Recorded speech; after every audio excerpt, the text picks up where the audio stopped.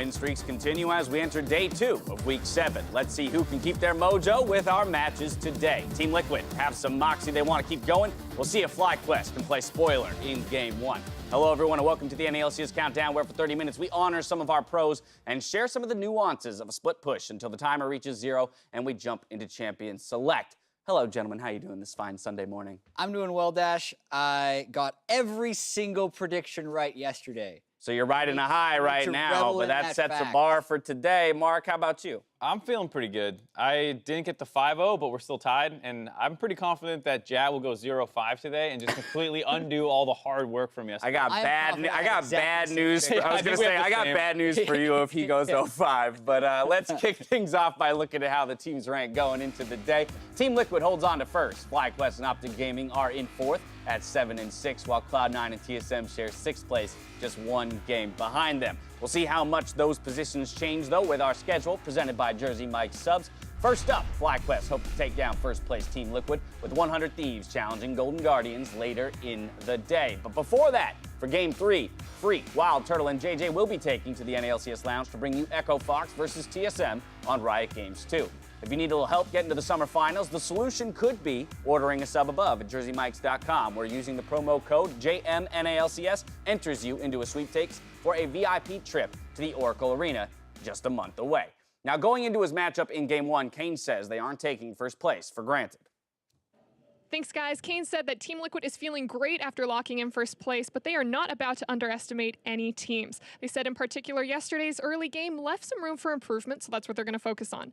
When it comes to their match against FlyQuest today, he knows that the game's not going to be easy, and in particular, they're going to be on the lookout for Flame in the top lane.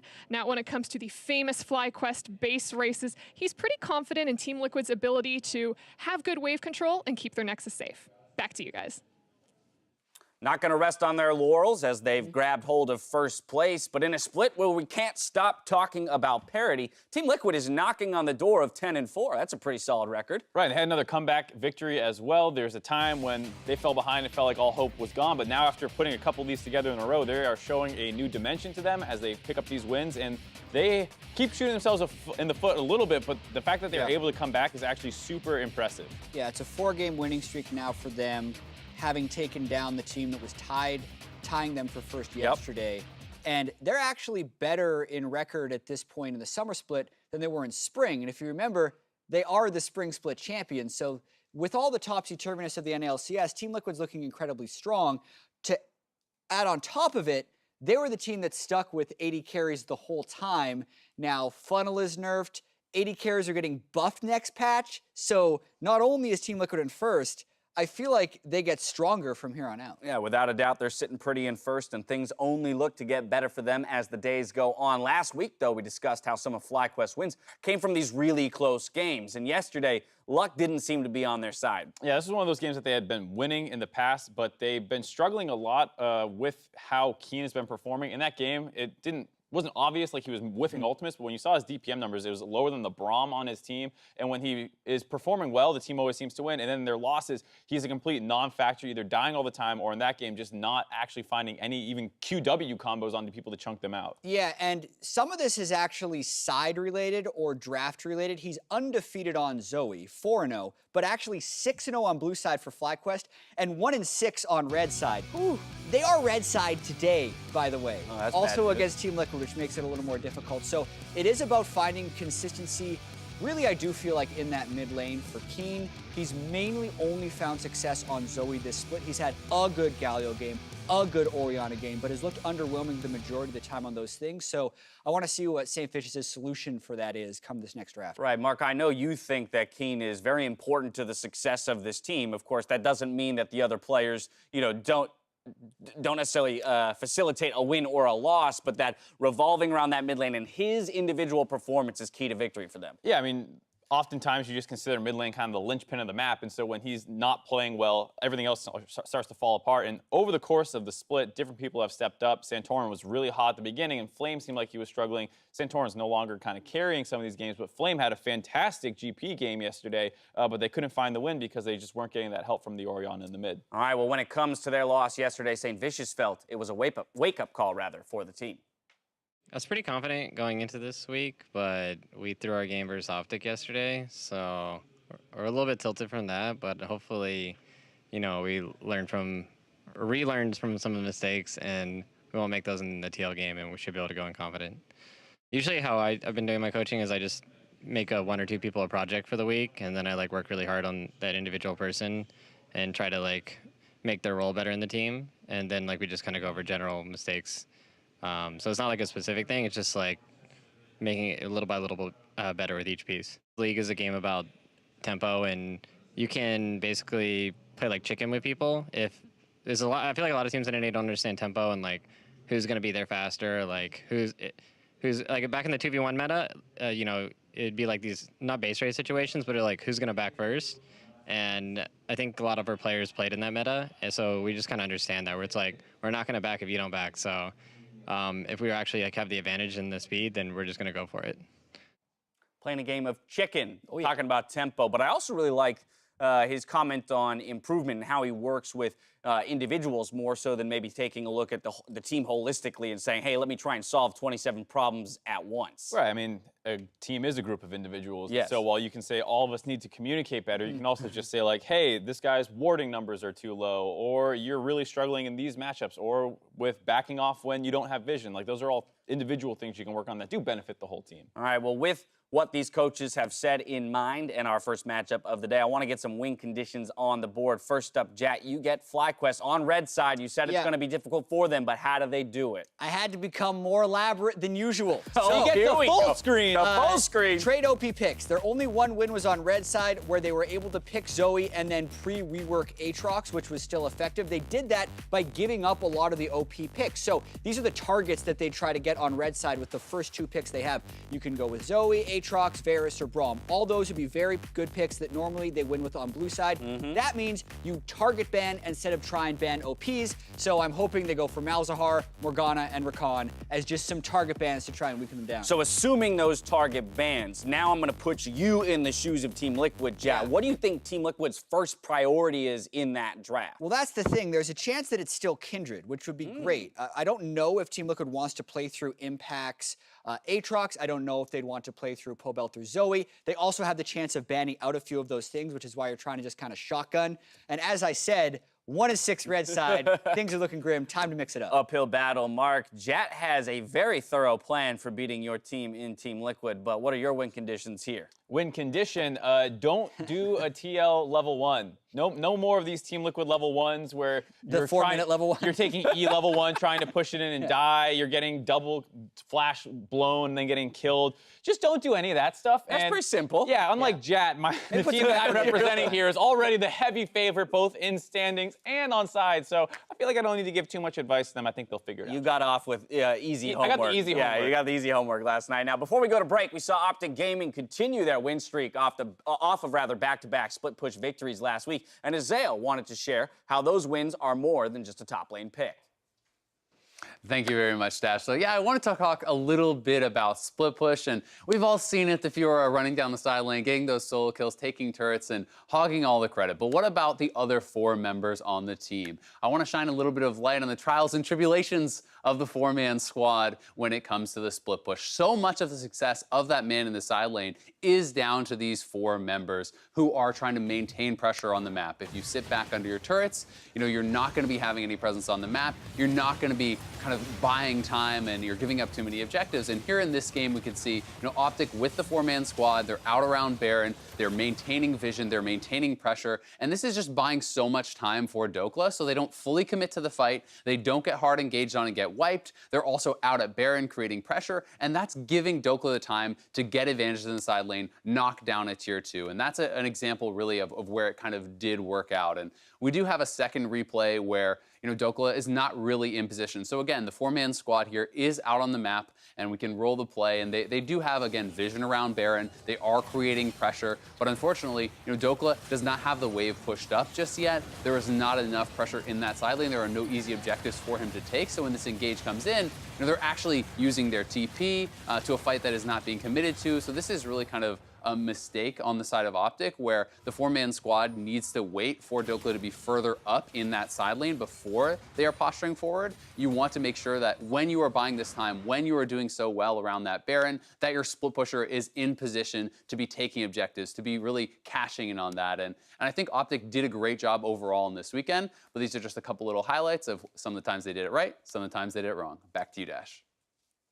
Thank you very much. Azael, control of the map and tempo. We already heard Saint talking about it, that, you know, and this is one of the teams that's both won via split push and or base race and has had to play against it in FlyQuest. But it's an interesting conversation around which teams prefer to maybe index towards that strategy, but how hard it is to execute, and then which teams just forgo the 4-1 and say, hey, let's just face 5v5 and see who wins the team fight. Yeah, I mean, there's a lot more people comfortable with the 5v5 split, just team fight. The split push requires you to have certain draft strategies, as well as, like Azael was saying there, the buy-in of the other 4 to know that while the spotlight's not on them, they need to be kind of running decoy and distraction. All right, well, there you have it. When we return, we've got more NALCS Countdown. But before we go, let's listen on the comms that Azael just broke down in that Optic split push victory.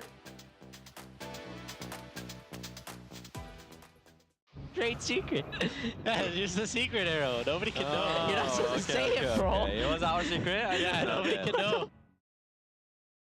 know. Bottom missing long time. Punish. Fighting. We got top kill. Jump. Nice. Alright. He's If we gonna go for canal, I'm ulting. Nice. I'm gonna crab, guys. Come to crab with you. Yeah, come to crab with me, fam. Shen's in. Mid. I'm moving to mid. Victor flash. Probably here. Careful. I'm moving you guys. I'm from. I'm almost there. I'm almost there. Careful. Back up. I'm almost here. I'm almost here. Can we turn with me? Look. Yeah, turn. Victor. No flash, no flash. Hey, don't fight long. Varus will TP, okay? I'm there. I think Grib's here. Can I fight? I'm here. I'm here. Behind you. GP no. He's missing right now, but we're fighting Graves. I am coming. Shen ulted. They're going hard, guys. He's rooted. That's all I got. I'm moving you guys. Jungler is dead. I think just kill that guy. Kill the Shen. Kill Shen. Back. I'll be Kill Shen back. Back. Maybe help him? No. I kill him. I kill him. Shen out. Okay. Nice. No vision. Okay. Pressure. He wins. I win. Everyone pressure mid. Nice. I'm gonna rush mid. You guys forward there. I'm gonna hit mid and nib, okay? Okay. You're gonna try to stall them and make it a 50-50. If you stall, I end for sure. They're going. Might be dead, actually. I'm trying to solve them. We have to base. 50-50. I end. Go for Take it slow. Slow chase. They might try to go for end. Hey, we need base. I'm gonna stop them. Ready to go. Go. I'm on next one. Give me 10 seconds. 5. I go. Oh my god, we actually lose. GP 1 HP. GP 1 GP down. End. I'm hitting. Okay. I go.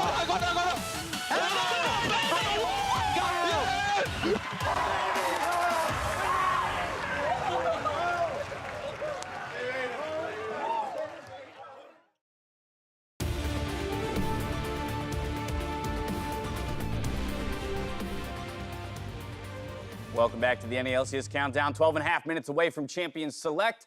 While we award player of the game, some performances deserve a little something extra. So we're going to bestow some additional accolades by using the honor system. First up, we're awarding Stayed Cool to Xmithy for his game yesterday.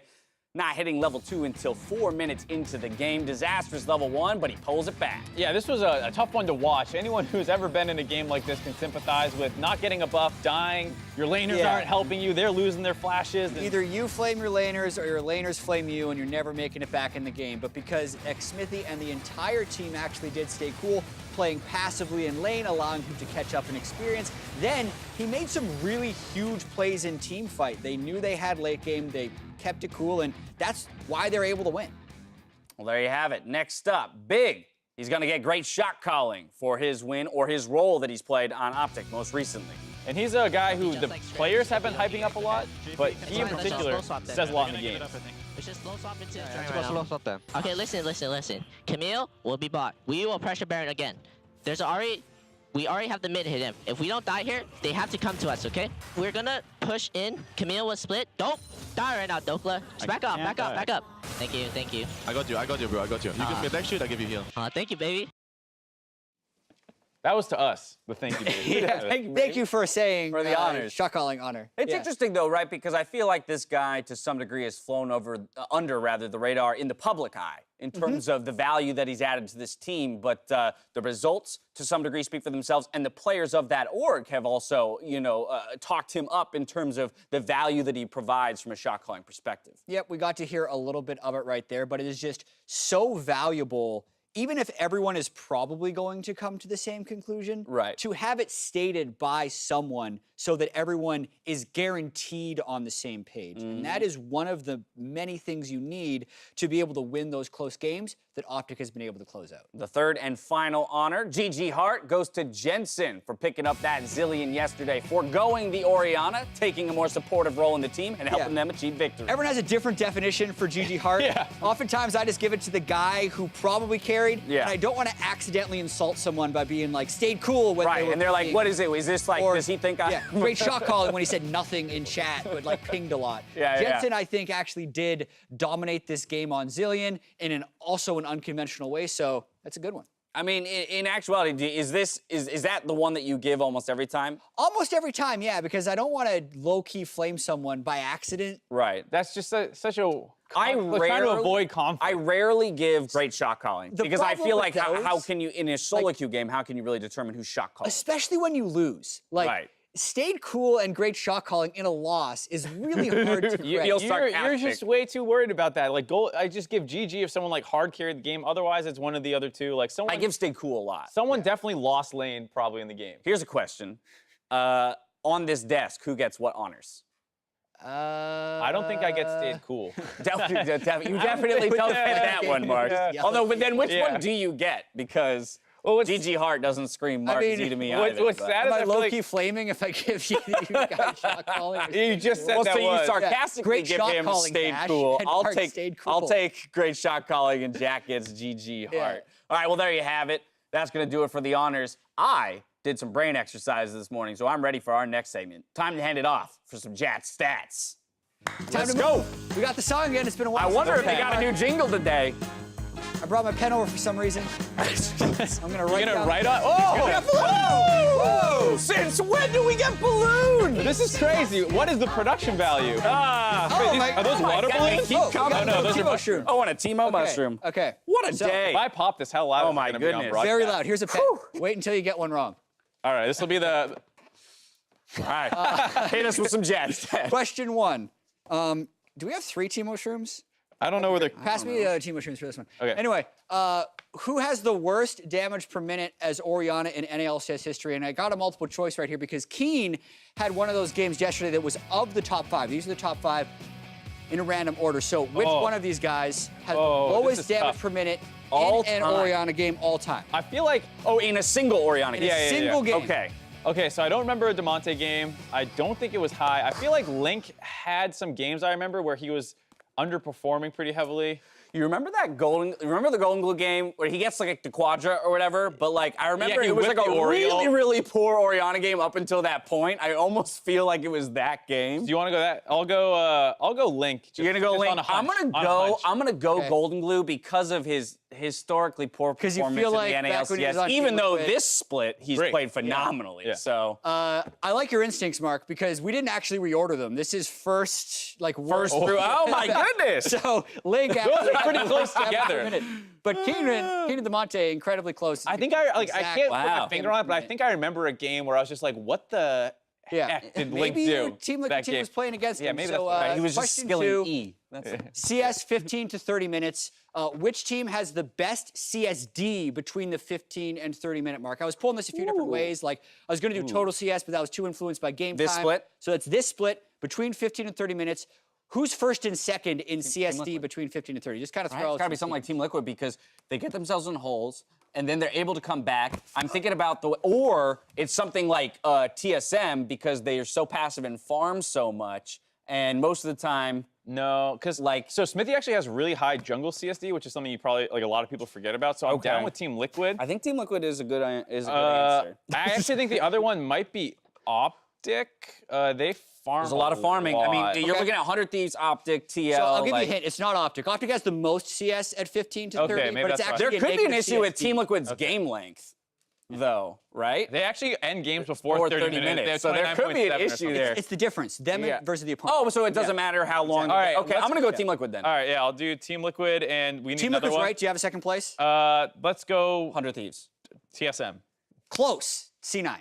Close. Oh, that would Close. I It's thought you neither guys of those. would That would have been Yeah. pretty good. Plus Okay. 58 per game for Team Liquid and plus 44 for C9. Is this the on top average. one? Yeah. Dude, we got a Jet stat. Wait, why did you pop the balloon? He got it wrong. He got it half right. Oh, okay. yeah. Gotcha, We're gonna gotcha. move. This has been a mess. This is the weirdest Question segment we've 3. done. Who is Honestly, the it's the team? most disjointed. So this is a really cool stat. Fewest Rift Heralds taken in the NALCS. The team's only taken 3 Rift Heralds the whole split, but they have the most turrets killed to 15 on average. Huh. Is that like They kill turrets. I mean, there's a piece of me that wants to say like clutch because Apollo Haku a lot of times can be pretty aggressive in lane and pressure turrets.